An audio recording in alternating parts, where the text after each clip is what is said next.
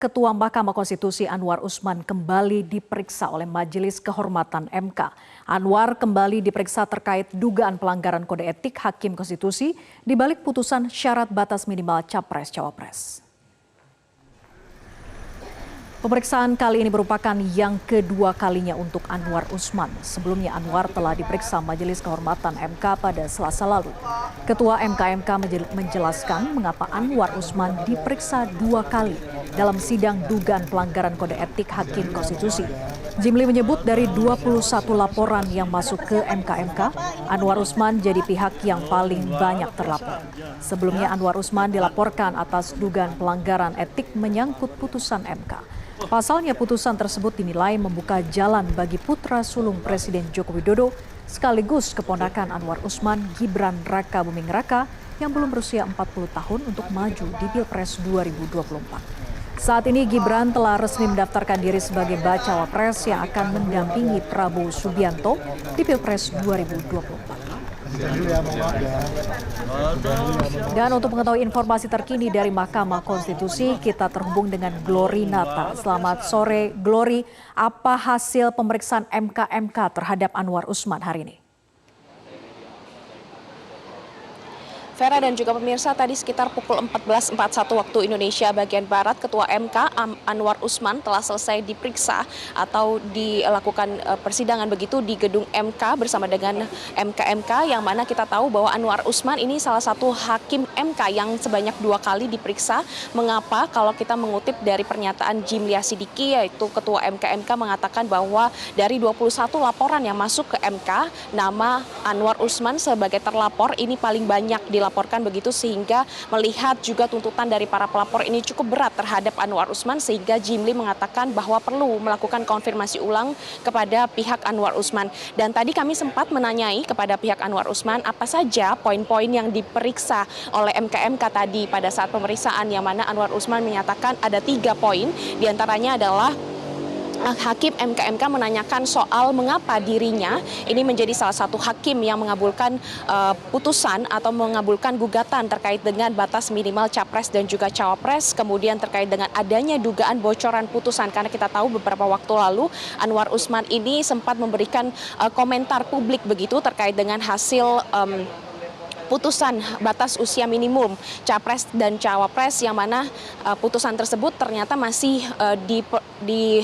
lakukan proses begitu di MK, sehingga Anwar Usman juga menampik terkait dengan dugaan dirinya sengaja menghalang-halangi pembentukan Dewan Kehormatan atau Mahkamah Kehormatan untuk mengatasi polemik ini, dan ini yang akan menjadi tugas dari Hakim MK untuk membuktikan dan juga menemukan titik terang, yang mana jika kita melihat dari keseluruhan sidang mulai dari pendahuluan perkara, kemudian pembuktian, pemeriksaan ke-9 hakim dan juga pemeriksaan ke-21 orang pelapor, ini diantaranya hari ini telah selesai dilaksanakan semuanya. Dari pihak Ketua MK menyatakan sudah mengumpulkan seluruh bukti, dan juga Jimli mengatakan bahwa dari hasil persidangan ini ada beberapa benang merah yang ia tarik, bahwa ditemukan adanya kisru internal di tubuh MK yang akhirnya berujung pada hasil putusan 90 dan juga menyebabkan polemik di tengah masyarakat, yaitu terkait dengan batas minimum Capres dan juga Cawapres. Dan untuk itu Hakim MK bertekad harus menemukan titik terang agar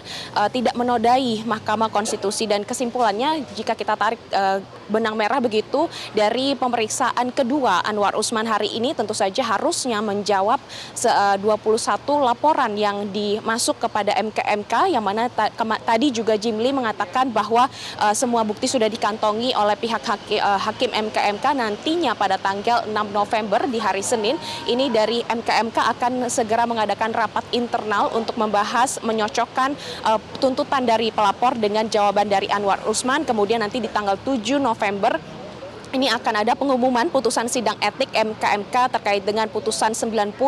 Dan juga tadi kami sempat menanyakan kepada Jimli Asidiki terkait dengan kemungkinan, apakah ada kemungkinan MK bisa menganulir putusan 90 terkait dengan batasan usia minimal Capres dan juga Cawapres. Tadi dijawab oleh Jimli, memang tidak secara gamblang mengatakan bisa menganulir, namun ada kemungkinan begitu batal demi hukum sehingga MKMK harus PR MKMK adalah mempertimbangkan dari putusan dari tuntutan pelapor dan juga dari jawaban Anwar Usman. Apakah nantinya putusan 90 ini bisa dianggap tidak berlaku atau tidak sah?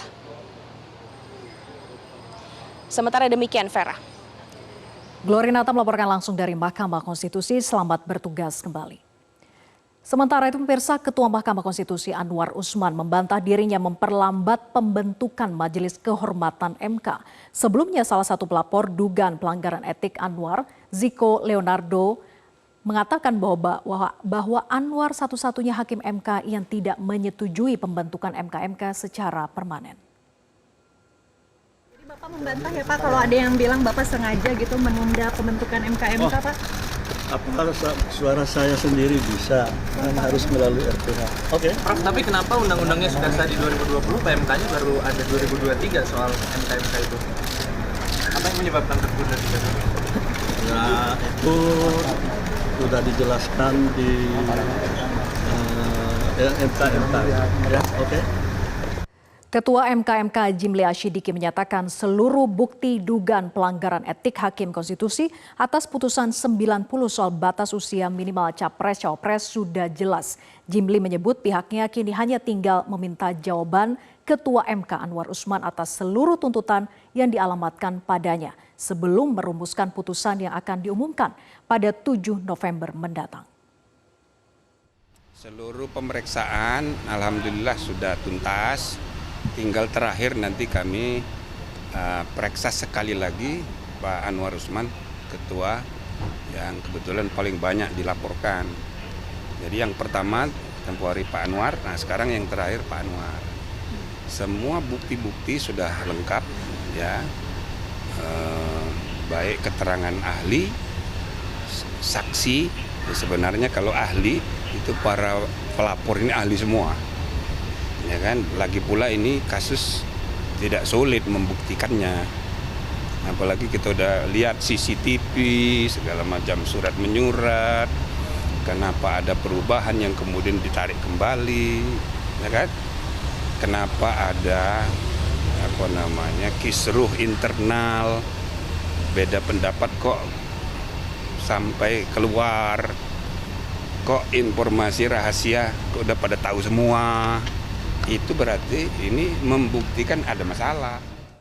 Pemirsa, Direktur Eksekutif Indo Strategik Ahmad Khairul Umam mengatakan jika pelanggaran etik Ketua MK Anwar Usman terbukti dalam putusan Majelis Kehormatan, maka putusan itu nantinya dapat digunakan untuk memperkuat hak angket DPR RI mengusut dugaan penyalahgunaan kewenangan kekuasaan pemerintah. Apakah ada potensi dari elemen di lingkaran kekuasaan sebagai bagian dari praktik administrasi pemerintahan yang kemudian dianggap menabrak aturan, menabrak undang-undang. Nah itulah kemudian konteks angket. Jadi angket yang kemarin digegerkan oleh Bang Masinton CS itu bukan diarahkan untuk menguji putusan MK. Kalau misal memang itu muncul dan ada indikasi-indikasi itu, nanti juga akan di cross check dengan hasil Majelis Kehormatan Mahkamah Konstitusi. Tentu itu nanti akan menjadi legitimasi apakah perlu, layak atau tidak.